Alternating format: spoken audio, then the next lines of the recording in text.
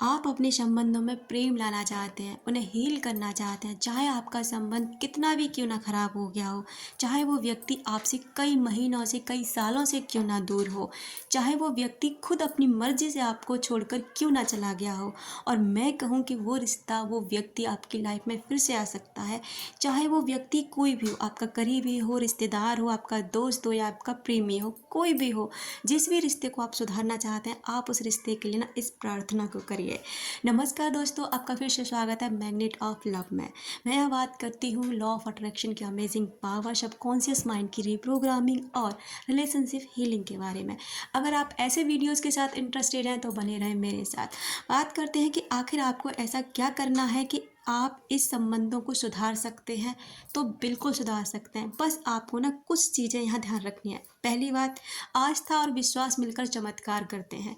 अगर आपको आस्था है और विश्वास है, और अगर आपके पास ये दोनों है ना, तो आपकी लाइफ में चमत्कार होने से कोई भी नहीं रोक सकता। इस प्रार्थना को अगले 21 दिन तक आपको करना है। हाँ, 21 दिन तक क्यों करना होगा? क्योंकि देखिए, हमारा जो सबकॉन्शियस माइंड है ना, वो बहुत ही ज़्यादा नटखट और बहुत चालाक है। ये हर बात को इतनी आसानी से नहीं मानता। आप किसी के लिए कोई चीज़ भेज रहे हैं तो पता है क्या करता है? ये कहेगा, अरे नहीं, ये तो रिश्ता पहले से ख़राब है, ये तो वो ऐसे कह के गया था, तुझसे लड़के गया था, तुझसे गालियाँ दी, तुझे ये किया और ये तो किसी और के पास है।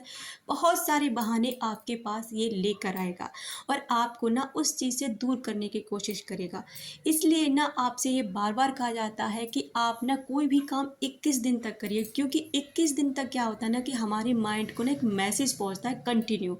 और जब हम कोई चीज़ बार बार करते हैं ना, तो वो हमारे माइंड में पहुंच जाती है। यानी कि कॉन्शियस माइंड ना सबकॉन्शियस माइंड को धीरे धीरे ना भेजने लग जाता है एक मैसेज, जिस पर ना सबकॉन्शियस माइंड करता है विश्वास। और जब वो विश्वास करता है ना, तो उन चीज़ों को आपकी लाइफ में लाने की पूरी कोशिश करता है, जो भी चीज़ आपको चाहिए। इसलिए आपको ये प्रार्थना कम से कम 21 दिन तो करनी ही करनी होगी। और आपको कितनी बार करनी है? कम से कम दिन में 2 से 3 बार। ज़्यादा बड़ी नहीं है, बहुत छोटी सी है, मुश्किल से 5 मिनट भी नहीं लगेंगी आपको उस प्रार्थना को करने में।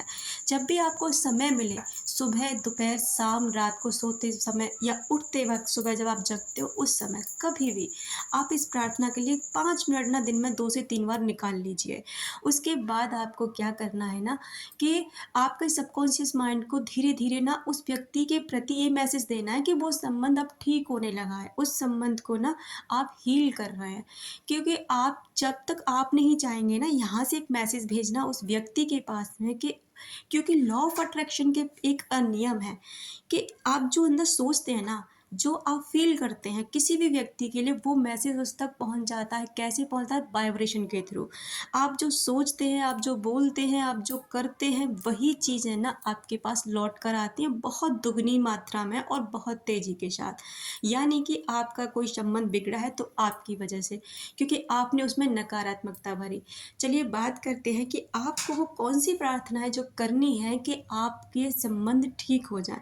एक बात और बताना चाहूँगी, इस प्रार्थना को करने से पहले ना आपको दृढ़ विश्वास करना होगा कि आप इस संबंध को सुधारना चाहते हैं। आप चाहते हैं कि ये संबंध सुधरे। आपको उस व्यक्ति से कोई बात नहीं करनी, कोई मैसेज नहीं पहुंचाना, कोई किसी के थ्रू उस तक कोई बात नहीं पहुंचानी, कुछ भी नहीं करना, कुछ भी नहीं। मतलब केवल और केवल ये चीज़ें ना आपको खुद के साथ करनी है और लॉ ऑफ अट्रैक्शन की टेक्निक के साथ करनी है, बस। इसके अलावा आपको किसी और की सहायता इसमें बिल्कुल भी नहीं लेनी है। चलिए आप क्या करते हैं कि कैसे ये प्रार्थना करनी है। सबसे पहले एक शांत जगह का चुनाव करें, यानी ऐसी जगह जहां आपको कोई व्यक्ति डिस्टर्ब ना करे। अगले 5 मिनट के लिए बिल्कुल स्थिर हो जाएं, शांत हो जाएं। और हो सके ना तो एक कोई भी ऐसा सॉन्ग सुन लें, भजन सुन लें, जिससे ना आप थोड़ा सा शांति महसूस कर सकें। और लंबी गहरी सांस लें, यानी डीप ब्रीथिंग एक्सरसाइज करें कम से कम 8 से 10 बार। अब आप बिल्कुल शांत हैं, और शांत होने के बाद आपको क्या करना है? एक दृढ़ विश्वास करना है कि आप जो कर रहे हैं ना, वो पूरी दृढ़ता के साथ कर रहे हैं, पूरे विश्वास के साथ कर रहे हैं। और आप अपना और उस परमेश्वर के साथ जो आपका रिश्ता है, एक स्नेह है, प्यार है, उसे फील करें कि आपका परमात्मा आपको किस तरह प्यार करता है, किस तरह आपको माफ़ करता है, किस तरह आपको हर गलती के लिए आपको माफ़ करके आगे बढ़ाता है। बस ठीक उसी तरह अब आपको ये शब्द बोलने हैं। सोचें कि वो व्यक्ति आपके सामने है, आप उसकी आंखों में डालकर बोल रहे हैं, मैं उस व्यक्ति को यानी उसका नाम सोचें, पूरी तरह से और मुक्त भाव से माफ़ कर रही हूँ। मैं उसे मानसिक और आध्यात्मिक रूप से मुक्त करती हूँ। मैं इस विषय से संबंधित सभी चीज़ों के लिए उसे पूरी तरह क्षमा करती हूँ। मैं मुक्त हूँ और वो भी मुक्त है। मैं पूरी तरह मुक्त हूँ और वो भी पूरी तरह मुक्त है। यह बहुत अद्भुत है। यह अनुभूति बड़ी अद्भुत है। आज के दिन मैं सभी को क्षमा कर रही हूँ। आज के दिन मैं उन सभी लोगों को, सभी व्यक्तियों को क्षमा कर रही हूँ जिन्होंने मुझे कभी भी चोट पहुँचाई है, मुझे कभी भी हर्ट किया है। मैं सभी की अच्छी सेहत, खुशी, शांति और संपूर्ण रूप से मंगलमय जीवन की कामना करती हूँ। मैं मुक्त भाव से, पूरी प्रसन्नतापूर्वक और खुशी से ऐसा कर रही हूँ। प्रेम के साथ उसे प्रेम भेज रही हूँ। जब भी मैं किसी ऐसे व्यक्ति या व्यक्तियों के बारे में सोचती हूँ जिसने मुझे कभी भी चोट पहुँचाई है, तो मैं उन्हें मुक्त कर देती हूँ और कहती हूँ, मैंने तुम्हें मुक्त कर दिया, मैंने तुम्हें आज़ाद कर दिया।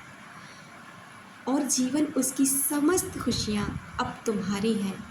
ईश्वर, आप उसे सद्बुद्धि दें। मेरी तरफ से उसके लिए बहुत खुशियाँ। मेरा और उसका संबंध बहुत ही ज़्यादा खुशियों से भरा हुआ है और बहुत अटूट है। मैं मुक्त हूँ और तुम भी मुक्त हो। अब मैं मुक्त हो चुकी हूँ और तुम भी मुक्त हो। मैंने तुम्हें पूरी तरह माफ़ कर दिया। पूरी खुशी के साथ, पूरे विश्वास के साथ तुम्हें माफ़ कर दिया और ये बहुत अद्भुत है। बस आप खुशी के साथ स्माइल करते हुए इस चीज़ को यहीं छोड़ दें।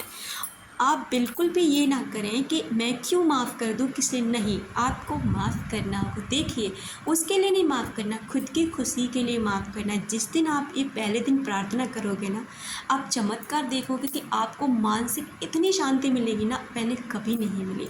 आप बहुत अच्छा फ़ील करेंगे और जब जब उस व्यक्ति के बारे में आपको बुरा फ़ील हो ना, तभी इस प्रार्थना को करिए, तभी इस अफ़र्मेशंस को दोहराइए। फिर देखिए आप कितना अच्छा महसूस करेंगे।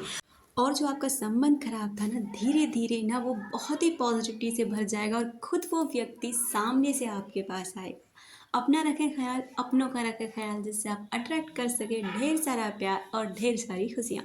मिलते हैं अपने नेक्स्ट वाले वीडियो में।